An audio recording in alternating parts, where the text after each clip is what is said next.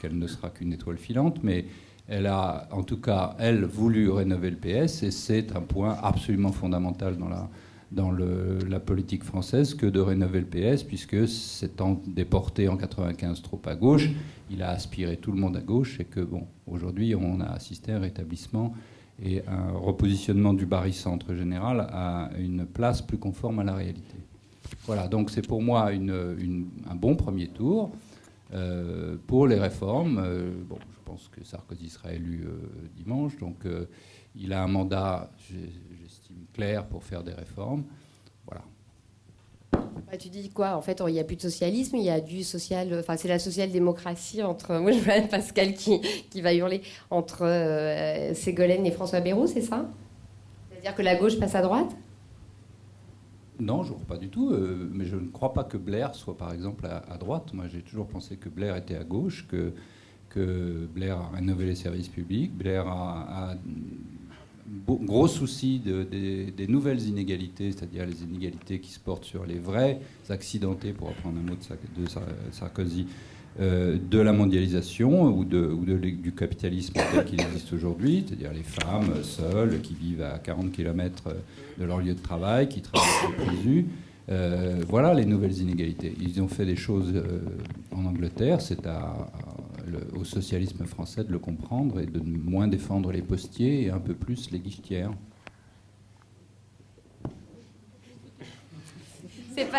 Oui, c'est social-démocrate. Pas bien. J'ai pas dit que c'était pas bien, j'ai dit juste que c'était très contraire à la position de Colombani ce matin. Maintenant, je vais passer la parole. Ah bah tiens, David Assouline, vous en pensez quoi, vous, des éditos de Jean-Marie Colombani? Puis surtout, c'est quoi le projet du PS maintenant? Gauche antilibérale, gauche social-démocrate, qu'est-ce que fout François Bayrou dans cette histoire? 4 minutes. Oui, le débat arrive à un moment, là, ce soir, où on aimerait pouvoir être un peu sûr de ce que l'on dit à partir de bilan. Ça éclaire un peu plus, alors qu'il reste 2 jours de campagne, et ici, je ne commencerai pas les bilans, à part ceux du premier tour, qui à mon avis, démentent beaucoup de choses qui ont été dites.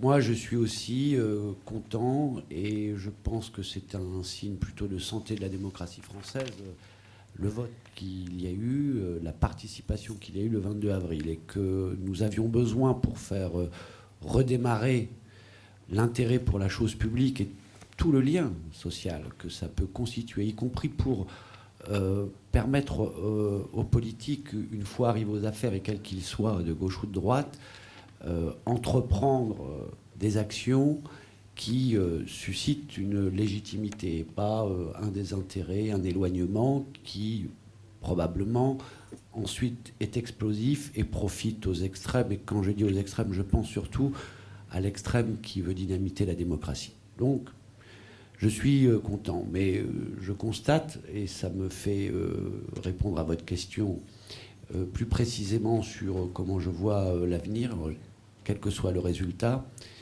c'est qu'il y a 2 nouveautés dans ce scrutin qui nécessitent une profonde réflexion et qui nous donnent un peu les orientations. Il y a, pour la gauche, le fait que les alliés du Parti socialiste, qui acceptent de gouverner et de gérer, sont minoritaires dans la gauche de la gauche. C'est Besancenot, c'est l'addition, Beauvais, Arlette, qui font 2 fois plus de voix que les partis de gouvernement, Parti communiste et Verts. Et puis, il y a eu aussi, pour la première fois, on va voir si François Bayrou est en situation, en capacité d'installer dans le paysage politique cette nouveauté, peut-être pas. Le fait que pour la première fois, un candidat de la droite modérée affirme une rupture avec la droite dans un système bipolaire où normalement, même quand on affiche des profonds désaccords avec le reste de la droite, au 2e tour, on appelle à voter à droite. C'est ça qui lie la droite et son unité, qu'elle soit modérée, autoritaire, ultralibérale. Or, il n'a pas fait cet acte. Mais on voit que son parti, lui, l'a plutôt fait, les élus. Et nous verrons ce que fera François Bayrou plus tard. Ce que je veux dire, c'est qu'il y a, pour le Parti socialiste, à réfléchir, non seulement, comme l'a fait Ségolène Royal, à travers son pacte présidentiel, qui est un projet écrit et qui n'a pas varié depuis qu'elle l'a présenté. Et pas un projet qui varie tous les jours. Par contre, pour Nicolas Sarkozy, j'ai vu les variations, y compris quand il préhend des mesures comme ça en plein débat, données à l'opposition, la commission des affaires financières et économiques à l'Assemblée, qui était la proposition de Ségolène Royal depuis le début. Et d'autres choses comme ça, le soutien scolaire gratuit, des choses comme ça, qu'il a pris, qu'il a glané. Bon.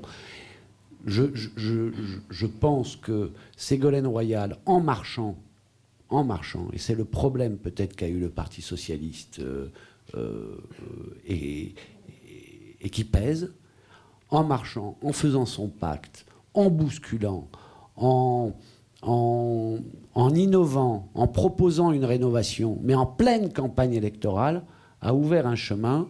Or, ce que j'appelle la révolution néoconservatrice, la restauration, qui apparaît toujours comme une nouveauté dans le pays, toujours. Après la République, la restauration est apparue comme un changement, comme une rupture. Je finis là-dessus, et je parlerai moins après. Non, mais c'est incroyable, vous êtes normalement un démocrate, vous n'avez pas respecté les règles.